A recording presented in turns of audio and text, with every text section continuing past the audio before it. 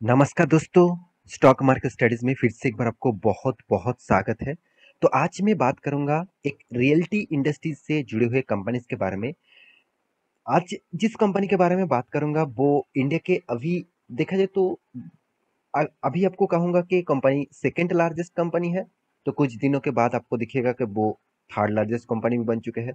तो अभी फिलहाल के सिनेरियो जो है वो कंपनी थर्ड लार्जेस्ट मतलब सेगमेंट वाइज देखा जाए तो रियल्टी सेगमेंट में कंपनी थर्ड लार्जेस्ट कंपनी बन चुके हैं, क्योंकि देखिए हमेशा जो सेकंड पोजीशन में है उसके साथ टक्कर चलते रहते हैं। वो कभी सेकंड पोजीशन में जाते हैं, कभी थर्ड पोजीशन में जाते हैं। तो इसका कारण क्या है? इसका कारण एक्चुअली मार्केट कैप। तो मार्केट कैप किस बेसिस से है, उसके बेसिस से कंपनी का डेटा चेंज होते रहते हैं, तो उसके बेसिस से रैंकिंग भी चेंज होते रहते हैं। तो आप इस कंपनीज के बारे में, जिस कंपनी के बारे में बात करूंगा वो है रियल्टी इंडस्ट्रीज में अभी फिलहाल के लिए थर्ड पोजीशन में रहने वाला कंपनी है, जिसका नाम है ओबेरॉय रियलिटी। तो नंबर वन कौन सा है? नंबर वन आप सभी जानते हैं, जो है डीएलएफ, जो एक रियल्टी इंडस्ट्रीज में लीडर है। उसके बाद कौन सा कंपनी है? उसके बाद जिस कंपनी का नाम है वो है गोदरेज प्रॉपर्टीज। तो गोदरेज प्रॉपर्टीज और ओबेरॉय मतलब रियल्टी, तो ये दोनों कंपनी में हमेशा टक्कर चलते रहते हैं। दोनों कंपनी कभी कोई सेकंड पोजीशन में, कभी थर्ड पोजीशन में आ जाता है। तो अभी इस दोनों कंपनी से अगर कोई भी कंपनी चूज करना है तो क्या ओबेरॉय रियलिटी अच्छा कंपनी है? क्या ओबेरॉय रियलिटी के ऊपर निवेश करना चाहिए? तो चलो मैं ये सारी इन्फॉर्मेशन आपके साथ यहाँ पे डिस्कस करने वाला हूँ। तो वीडियो को लास्ट तक जरूर देखिएगा, और अभी तक आपने इस चैनल को सब्सक्राइब नहीं किया तो जरूर सब्सक्राइब कर लेना, क्योंकि आपको daily basis stock market information update इसी चैनल के माध्यम से मिलता रहेंगे। तो प्लीज सपोर्ट करना, और साथ ही साथ टेलीग्राम को भी ज्वाइन कर लेना। आपको डेली बेसिस पैसा कमाने का मौका भी वहां पे मिलेगा। तो चलो देख लेते हैं आज के स्टॉक के बारे में। तो सबसे पहले मैं कंपनी के एक बार आपको डिटेल्स दिखा दूं, तो कंपनी का वेबसाइट विजिट कर लेंगे। तो रियल्टी इंडस्ट्रीज में आप देखेंगे तो ओबेरॉय जो होटल्स है, ओबेरॉय जो रियल्टी है, आपको बहुत जगह दिखेगा।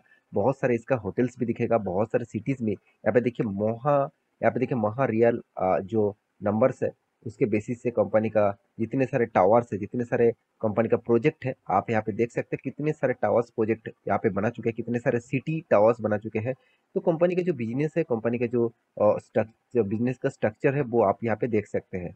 तो कंपनी का जो प्रोजेक्ट है, उस प्रोजेक्ट में कंपनी ने कौन सा नाम दिया वो आप देख सकते हैं, स्काई सिटी। स्काई सिटी आप बहुत जगह पे देख चुके हैं, बहुत सारे बड़े बड़े सिटीज में आप देखे होंगे। तो स्काई सिटी भी इसी का प्रोजेक्ट है, इसी कंपनी का प्रोजेक्ट है। साथ ही साथ आप देखेंगे तो जो प्रिसिमा है, तो वो भी इसी कंपनी का है।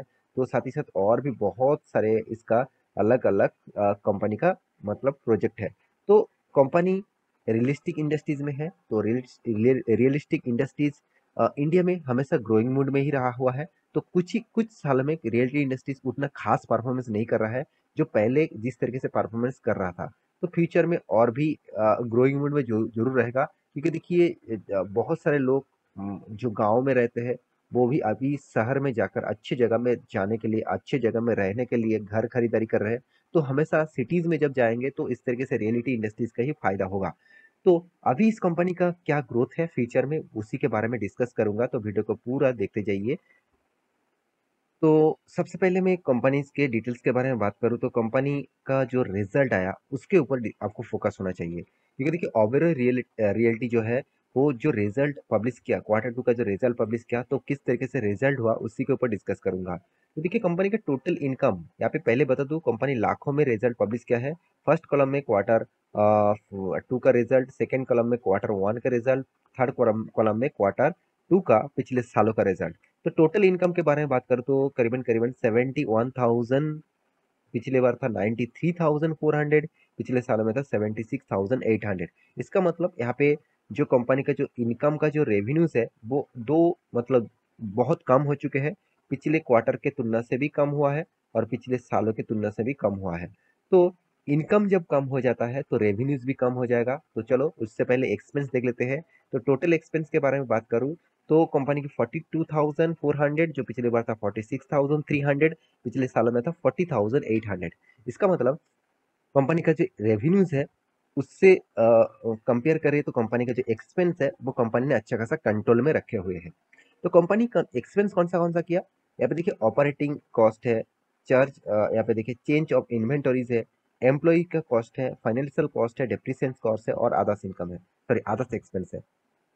तो कंपनी का टैक्सेशन भी यहाँ पे पे करना पड़ा। तो टैक्सेस पे करने के बाद net profit for the period आप देखेंगे तो करीबन 31,800, पिछले बार था 40,300, पिछले सालों में था 26,600। इसका मतलब पिछले सालों को कंपनी ने बीट किया।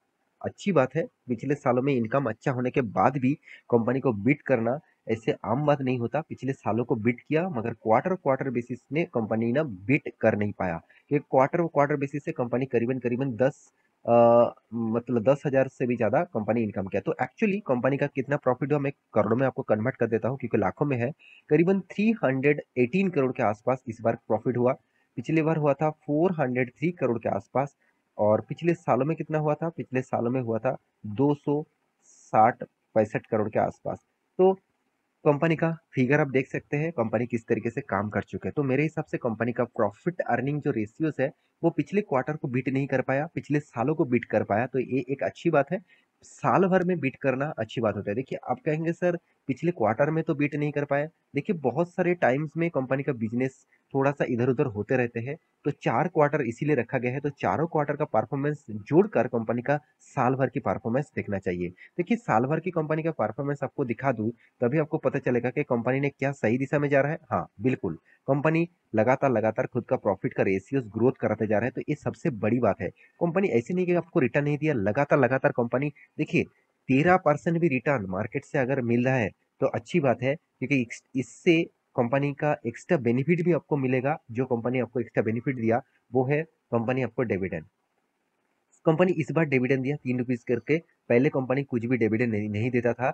2 साल तो कंपनी डिविडेंड नहीं दिया कोविड के सिचुएशन में, क्योंकि यही कंपनी का खासियत है। मैं जरूर कहूंगा, बहुत सारे लोग कहते हैं सर कंपनी डिविडेंड नहीं देता है तो कंपनी खराब हो गया। ऐसे बिल्कुल भी नहीं। देखिए जब कंपनी के बिजनेस मतलब में बहुत बड़ा इम्पैक्ट आया था कोविड के सिचुएशन में, तब वो हाथ में कैसा पैसा रख रख कर वो बिजनेस में इन्वेस्ट किया और बिजनेस को मतलब मेंटेनेंस किया। तो अच्छी बात है। कंपनी का जो मैनेजमेंट टीम है मुझे बहुत खास लगते हैं, क्योंकि मैनेजमेंट ने मतलब प्रॉफिट हुआ चलो पैसा में बांट देता हूँ डिविडेंड के हिसाब से, इन्वेस्टर खुश हो जाएगा निवेश करेगा, ऐसे सोचकर मैनेजमेंट टीम काम नहीं किया। मैनेजमेंट टीम ये सोचकर काम किया कि कंपनी में फ्यूचर के लिए स्टेबिलिटी चाहता हूँ तो कंपनी का पैसा कंपनी में ही निवेश करूँ। कंपनी का पैसा मैं इन्वेस्टर को अभी नहीं दूंगा। तो इसलिए कंपनी 2 साल में डिविडेंड नहीं दिया। तो इसीलिए मुझे इसका मैनेजमेंट टीम बहुत स्ट्रांग लगा, बहुत अच्छा लगा। मैं इसीलिए ओबेरॉय रियलिटीज के ऊपर फोकस रखता हूँ। और इस कंपनी का रिजर्व जो है वो लगातार लगातार ग्रो में होता जा रहा है। तो कंपनी का कर्जा पहले कुछ भी नहीं था, आज कंपनी छोटा मोटा कर्जा भी लेके रखा। कंपनी का जो कर्जा है करीबन 3,000 करोड़ के आसपास। तो अभी देखना है कंपनी का कर्जा के परसेंटेज कितना है। कंपनी का कर्जे के परसेंटेज दिखा दो, करीबन 0.27% का कर्जा है। तो कंपनी का इनकम के हिसाब से कर्जा मतलब डबल है, फिर भी कंपनी का डेप्थ ऑफ इक्विटी का मेंटेन हो रहा है। तो अच्छी बात है। कंपनी का सेल्स ग्रोथ भी अच्छा खासा है, कंपनी का प्रॉफिट ग्रोथ भी लगातार लगातार ग्रो में है। तो एक पॉइंट्स मुझे इस कंपनी का बहुत वीक लगा, वो है कंपनी का return of equity, return of capital employed, sorry return of equity return of capital employed देखेंगे तो बहुत वीक लेवल में है। और एक पॉइंट जो आपको हमेशा देखना चाहिए, लोग निवेश कर लेते हैं तो सही टाइम में वो निवेश नहीं करते हैं। देखिए कंपनी के सही टाइम क्या, आप कहेंगे सर क्या अभी कंपनी में निवेश करना सही टाइम है? तो मैं वैल्यूएशन के हिसाब से बात करूं तो कंपनी का वैल्यूएशन मुझे उतना ज़्यादा भी मतलब देखने को नहीं मिला, क्योंकि इसका पी रेशियो के हिसाब से कंपनी का वैल्यूएशन ठीक ठाक रीजनेबल लेवल में है। मगर कंपनी का जो मार्केट कैप टू सेल्स मतलब कंपनी को एक कंपनी का खुद के वैल्यूएशन के हिसाब से थोड़ा मुझे ज़्यादा लगा, क्योंकि कंपनी 1 रुपया कमाने के लिए 10 रुपया निवेश कर रहे हैं। तो एक ज़्यादा वैल्यूएशन मुझे यहाँ पे देखने को मिला। तो उसके हिसाब से कंपनी के ऊपर निवेश करना है कि नहीं करना है मैं आपको चार्ट पैटर्न में जाकर दिखाऊंगा। उससे पहले इन्वेस्टर के बारे में बात करूं, देखिए एफआईएस डीआईएस कितने बड़ा निवेश करके रखा। इसका मतलब वो चाहते हैं रियलिटी इंडस्ट्रीज में निवेश करना, और वो भी ओबेरॉय रियलिटी जैसे कंपनीज के ऊपर, कि इस कंपनी में बहुत शानदार पोटेंशियल आपको दिखाया है। क्योंकि इसका चार्ट पैटर्न में लॉन्ग टर्म हिसाब का आपको दिखा दूं तो देखिए कंपनी लगातार लगातार ग्रोइंग मोड में जा रहा है। तो कंपनी आप कहेंगे सर कंपनी इतने दिन हो गया 10 साल हो गया कंपनी 200% तक ओनली रिटर्न दिया, तो क्या इस कंपनी में निवेश करना चाहिए? देखिए, बहुत सारे कंपनी बहुत दिनों तक एक ही रेंज में चलते रहते हैं, तो जब कंपनी भागेगा तो रॉकेट की तरह वो परफॉर्मेंस देगा। देखिए, फिर भी आपको 13% तक 10 साल में रिटर्न मिला, इससे ज़्यादा और कुछ नहीं चाहिए मेरे हिसाब से, क्योंकि इसका चार्ट पैटर्न बता रहा है कंपनी अपट्रेंड में ही है, धीरे-धीरे करके अपट्रेंड में जाएगा। तो जो कंपनी धीरे-धीरे जाते हैं, वो लॉन्ग टर्म के लिए जाते हैं, जो कंपनी रॉकेट की तरह कुछ दिनों में ही जाते हैं, वो रॉकेट की तरह गिर भी सकता है। तो ये बात भी आपको समझना चाहिए। तो इस कंपनी की हिस्सेदारी आपके पास है तो मुझे ज़रूर कमेंट करना, और मेरे वीडियो आपको कैसे लगा इसका कमेंट भी आप कर सकते हैं। चैनल को सब्सक्राइब भी करिए और टेलीग्राम को भी ज्वाइन कर लीजिए। मिलते हैं नेक्स्ट स्टॉक लेके, तब तक के लिए अच्छे से रहिए, अपने ख्याल रखिए। Bye bye.